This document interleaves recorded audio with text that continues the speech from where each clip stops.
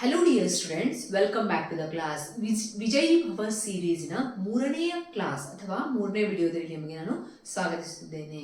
ಇಲ್ಲಿ ನಾವು ಏನು ಮಾಡ್ತಾ ಇದ್ದೇವೆ ಅಂದರೆ ಪ್ರತಿಯೊಂದು ವಿಡಿಯೋದಲ್ಲಿಯೂ ಒಂದೊಂದು ಲಾಂಗ್ ಕ್ವಶನ್ಸ್ ಅನ್ನ ಡಿಸ್ಕಸ್ ಮಾಡ್ತಾ ಇದ್ದೇವೆ. ಫಸ್ಟ್ ಚಾಪ್ಟರ್ ಅಲ್ಲಿ ನಾವು 6 ಕ್ವಶನ್ ನ ಡಿಸ್ಕಸ್ ಮಾಡ್ತಾ ಇದ್ದೇವೆ. ಅದರಲ್ಲಿ ಮೂರನೆಯ ಕ್ವಶನ್ ಏನಂದ್ರೆ ಫಂಕ್ಷನ್ಸ್ ಆಫ್ ಮ್ಯಾನೇಜ್ಮೆಂಟ್.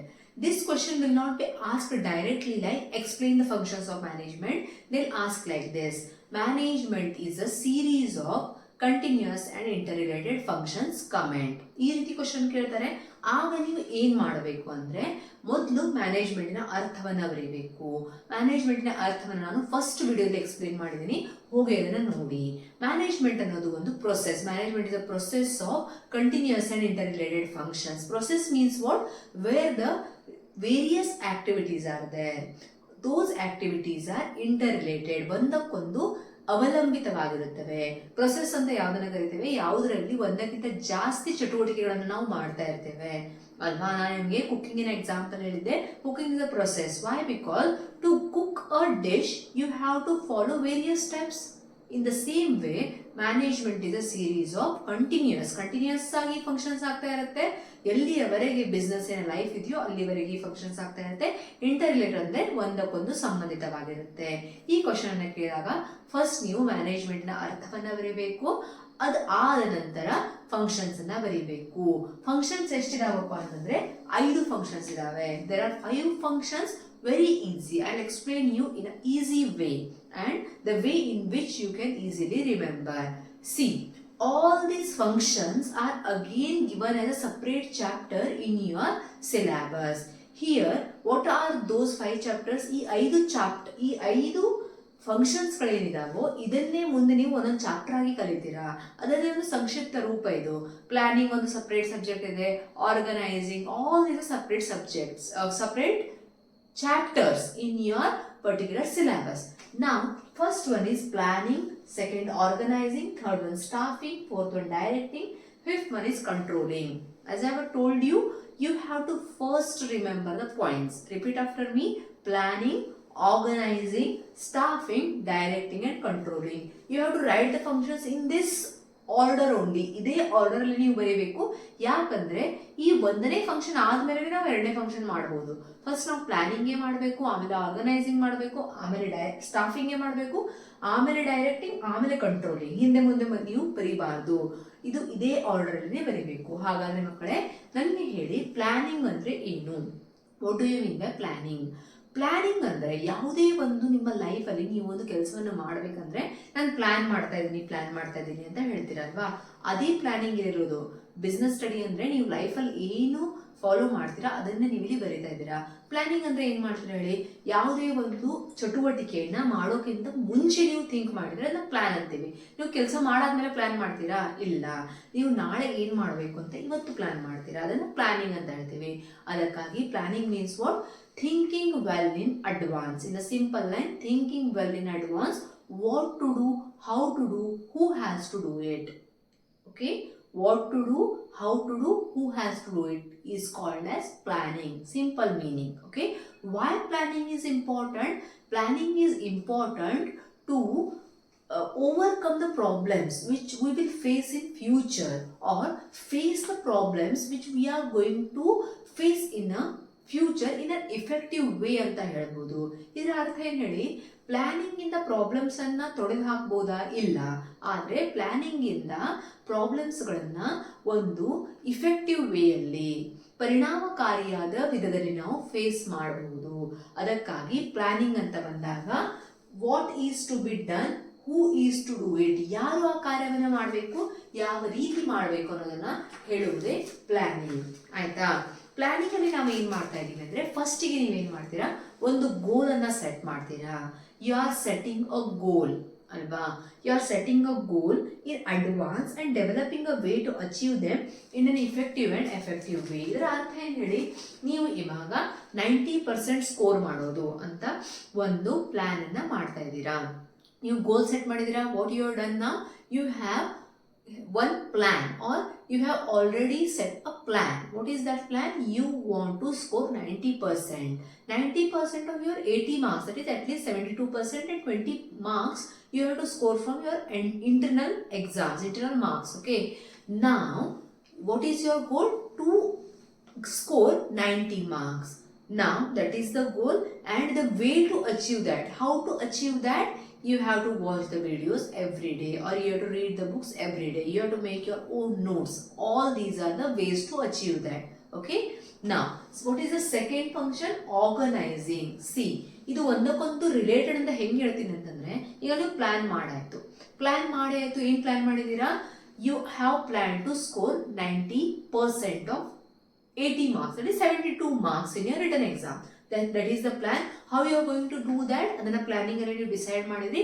ಇವಾಗ ಆರ್ಗನೈಸಿಂಗ್ ಅಲ್ಲಿ ಏನ್ ಮಾಡಬೇಕು ಅಂದ್ರೆ, assigning duties, grouping tasks, establishing authorities and allocating the resources. Assigning the duties, ಏನೇನು ನೀವು ಡ್ಯೂಟೀಸ್ ಮಾಡಬೇಕು, ಅದಕ್ಕಾಗಿ ನಿಮ್ಮ ಗೋಲ್ ಅನ್ನ ರೀಚ್ ಆಗೋದಕ್ಕೆ ನೀವು ಏನೇನು ಡ್ಯೂಟೀಸ್ ಮಾಡಬೇಕು. assigning the duties and grouping the tasks, ಕೆಲಸಗಳನ್ನ ನಾವೇನ್ ಮಾಡ್ಬೇಕಂದ್ರೆ ಗ್ರೂಪ್ ಮಾಡಬೇಕು, ಅದನ್ನ ವಿಂಗಡಣೆ ಮಾಡಬೇಕು.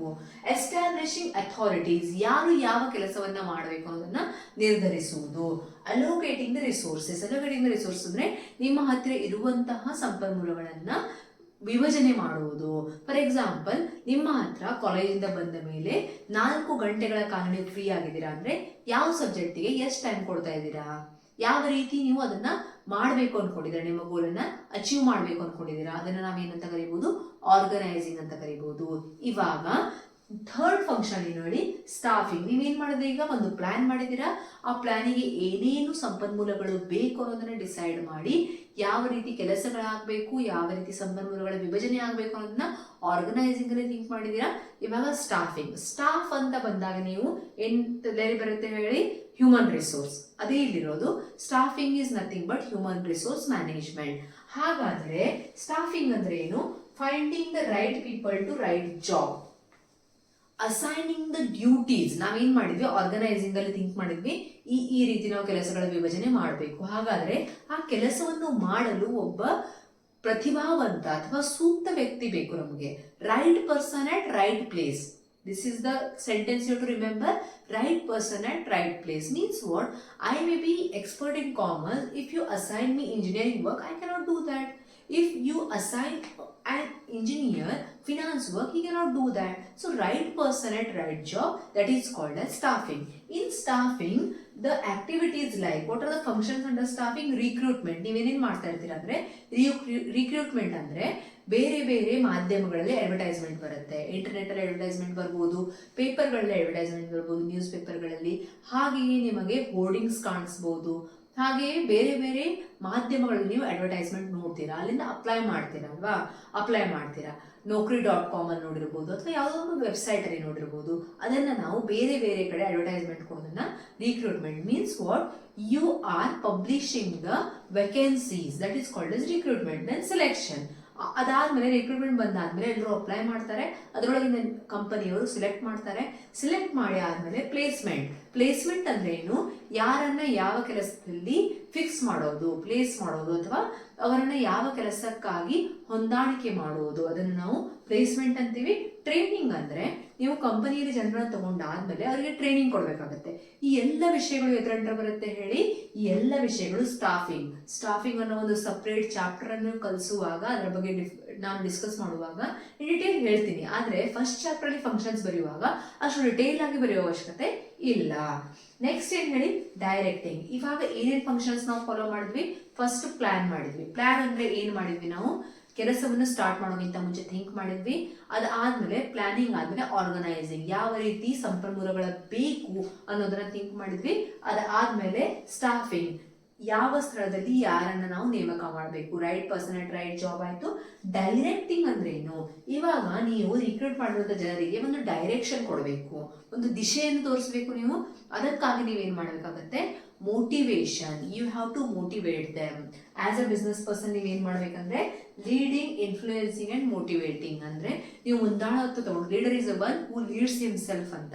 ಹೂ ಇಸ್ ಕಾಲ್ಡ್ ಆಸ್ ಲೀಡರ್ ಅಂತ ಯಾರನ್ನ ಕರಿತೇವೆ? ಯಾರು ತಾನಾಗಿಯೇ ಮುಂದಾಳತ್ವವನ್ನು ವಹಿಸಿಕೊಂಡು ತನ್ನ ಜೊತೆಗಿರುವ ಎಲ್ಲರನ್ನೂ ಮುಂದಕ್ಕೆ ಕರ್ಕೊಂಡು ಹೋಗ್ತಾನೋ ಅವನು ಲೀಡರ್ ಅಂತ. Leader is a one who leads himself. So ಇಲ್ಲಿ ಈಗ ಡೈರೆಕ್ಷನ್ ಅಂದ್ರೆ ದಿಶೆ ಅಂತ ಗೊತ್ತಾಯ್ತು ನಿಮಗೆ. ದಿಶೆ ತೋರಿಸ್ಬೇಕಾದ್ರೆ ಒಂದು ಮೋಟಿವೇಶನ್ ಇರಬೇಕು, ಒಂದು ಲೀಡಿಂಗ್ ಇರಬೇಕು, ಈ ಎಲ್ಲ ಕಾರ್ಯಗಳು ಬೇಕು. ಕಮ್ಯುನಿಕೇಟಿಂಗ್ ಅಂಡ್ ಸೂಪರ್ವೈಸಿಂಗ್, ಇದರ ಜೊತೆಗೆ ಇದೇನಂದ್ರೆ ಲೀಡಿಂಗ್, ಇನ್ಫ್ಲೂಯೆನ್ಸಿಂಗ್ ಅಂಡ್ ಮೋಟಿವೇಟಿಂಗ್, ಒಂದು ಪ್ರಭಾವಶಾಲಿ ವ್ಯಕ್ತಿಮತ್ವವಿರಬೇಕು. ಅದರೊಂದಿಗೆ ಕಮ್ಯುನಿಕೇಟಿಂಗ್ ಅಂದ್ರೆ ಅವನಿಗೆ ಏನ್ ಹೇಳಬೇಕು ಅನ್ಕೊಂಡಿದ್ದಾನೋ ಲೀಡರ್ ಆದವನು ಅದನ್ನ ಒಂದು ಒಳ್ಳೆಯ ರೀತಿಯಲ್ಲಿ ಹೇಳೋದು. Communicating means what, he should be able to deliver his ideas in a effective way. If you are failing to communicate, or if you fail to communicate with them in a proper way, then the meaning of that particular sentence will be different.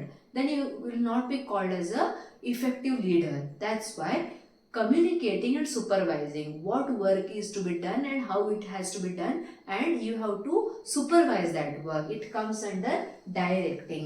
Last point is controlling. We have done all the planning, organizing, directing, staffing, everything. Now we have to control the actual work. ನಾವೀಗ actual work ಅನ್ನ ಏನ್ ಮಾಡ್ಬೇಕು, ನಿಯಂತ್ರಣ ಮಾಡಬೇಕು. ನಿಯಂತ್ರಣ ಮಾಡೋದಂದ್ರೆ ಏನು, ಇಲ್ಲಿ ಆಕ್ಚುಯಲ್ ಆಗಿ ನೆನ್ಪಿಟ್ಕೊಳ್ಬೇಕಾಗಿರೋದು ಒಂದು, establishing the standards, then we have to measure the performance, then we have to compare the actual performance with standards, then corrective measures. 4 ವಾಕ್ಯಗಳನ್ನು ಹೇಳಿದೆ. Now repeat after me. What you have to do? First you have to establish the standards. ಕೆಲಸ ಯಾವ ರೀತಿ ಆಗಬೇಕು ಅನ್ನೋದನ್ನ ಒಂದು standard set ಮಾಡಬೇಕು. Standard ಅಂದ್ರೆ ಹೆಂಗೆ ಹೇಳಿ, ಈಗ 1 ಗಂಟೆಯಲ್ಲಿ 20 ಪ್ರಾಡಕ್ಟ್ಸ್ ಪ್ರೊಡ್ಯೂಸ್ ಆಗಬೇಕು. This is the standard. ಇವಾಗ 1 ಗಂಟೆಯಲ್ಲಿ 18 ಪ್ರಾಡಕ್ಟ್ಸ್ ಆಕ್ಚುಯಲ್ ಪ್ರೊಡಕ್ಷನ್ ಆಗಿದೆ. Standard, actual. Okay, standard is 20, actual is 18. Actual ಆಗಿ 18 ಪ್ರಾಡಕ್ಟ್ಸ್ ನೀವು ಪ್ರೊಡ್ಯೂಸ್ ಮಾಡಿದೀರಾ, 2 ಕಡಿಮೆ ಆಗಿದೆ. ಹೌದಾ? ಹಾಗಾದ್ರೆ ಕಂಪ್ಯಾರಿಸನ್ ಮಾಡಿದ್ರೆ 3rd ಸ್ಟೆಪ್ ಅಲ್ಲಿ, 4th ಸ್ಟೆಪ್ ಅಲ್ಲಿ ಕರೆಕ್ಟಿವ್ ಮೇಜರ್ಸ್ ತಗೊಳ್ಬೇಕು. ಕಂಟ್ರೋಲಿಂಗ್ ಅಲ್ಲಿ 4th ಸ್ಟೆಪ್ ಅಲ್ಲಿ ಕರೆಕ್ಟಿವ್ ಮೇಜರ್ಸ್ ತಗೊಳ್ಬೇಕು. ಕರೆಕ್ಟಿವ್ ಮೇಜರ್ಸ್ ಯಾವುದು ಹೇಳಿ, ಯಾವ ರೀತಿ ನಾನು ಇದನ್ನ ಇಂಪ್ರೂವ್ ಮಾಡಬಹುದು, ನಾನು ಯಾವ ರೀತಿ ಇಂಪ್ರೂವ್ ಮಾಡಬಹುದು, ಮಷಿನರಿಯಲ್ಲಿ ಏನಾದ್ರೂ ತೊಂದರೆ ಇದೆಯಾ ನೋಡ್ಬೇಕು, ಜನರು ಕರೆಕ್ಟ್ ಆಗಿ ಕೆಲಸ ಮಾಡ್ತಾ ಇದ್ದಾರೋ ಇಲ್ಲೋ ನೋಡ್ಬೇಕು. ಈ ಎಲ್ಲ ಕೆಲಸಗಳನ್ನ ನಾನು ಮಾಡ್ಬೇಕಾಗತ್ತೆ. ಈಗ ಹೇಳಿ, ನಾನು ಇದೆಲ್ಲ ಎಕ್ಸ್ಪ್ಲೇನ್ ಮಾಡಿದ್ಮೇಲೆ ನಿಮ್ಗೆ ಐಡಿಯಾ ಬಂತಾ, ಈ ಎಲ್ಲ ಫಂಕ್ಷನ್ಸ್ ಒಂದಕ್ಕೊಂದು ಅವಲಂಬಿತವಾಗಿದೆಯೋ ಇಲ್ಲವೋ? ಪ್ಲಾನಿಂಗ್ ಮಾಡದೆ ನೀವು ಆರ್ಗನೈಸಿಂಗ್ ಮಾಡಲು ಸಾಧ್ಯನಾ? ಆರ್ಗನೈಸಿಂಗ್ ಇಲ್ಲದೆ ಡೈರೆಕ್ಟಿಂಗ್ ಮಾಡಲು ಸಾಧ್ಯನಾ? ಡೈರೆಕ್ಟಿಂಗ್ ಮಾಡದೆ ನೀವು ಸ್ಟಾಫಿಂಗ್ ಮಾಡಲು ಸಾಧ್ಯನಾ? ಕಂಟ್ರೋಲಿಂಗ್ ಮಾಡಲು ಸಾಧ್ಯನಾ? ಇಲ್ಲ. ಇದೆಲ್ಲವೂ ಇದೇ ಒಂದು ರೀತಿಯಲ್ಲಿ ಒಂದಕ್ಕೊಂದು ಅವಲಂಬಿತವಾಗಿರುತ್ತದೆ.